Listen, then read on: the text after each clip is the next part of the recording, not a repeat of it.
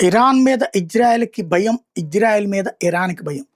Iran కనుక అణు విద్యుత్ కర్మాగారాల పేరుతో అణుబాంబులు తయారు చేస్తే, అది తీవ్రవాదులైనటువంటి హెజ్బుల్లా, హమాస్, హౌతీ లాంటి వెధవల చేతికి చేరితే, అది తన దేశానికి ప్రాణాంతకం. అట్లాగే ఇరాన్ దగ్గర అణ్వాయుధం ఉంటే ఏ రోజైనా తన మీదనే వేస్తుంది అన్నటువంటిది ఇజ్రాయెల్ నమ్మకం. అదే సందర్భంలో ఇజ్రాయిల్ అన్నటువంటిది ఎనీ టైమ్ తమకు శత్రువే. ఇజ్రాయెల్ సర్వనాశనం చేయకపోతే తమ ప్రాణాలకు ముప్పు, తమ దేశానికి ముప్పు అన్నటువంటిది ఖొమేనీకి భయం. దాంతో పాటుగా ఇరాన్ సైనికాధికారులకి భయం.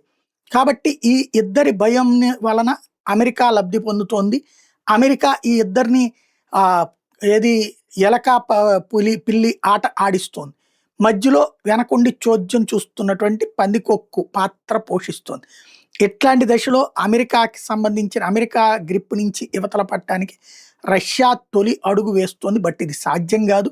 ఇరాను, ఇజ్రాయెల్ వ్యవహారం విషయంలో అవసరమైతే నేను సంప్రదింపులు చేయడానికి సిద్ధంగా ఉన్నానంటూ రష్యా అధ్యక్షుడు పుతిన్ ప్రకటించుకొచ్చారు.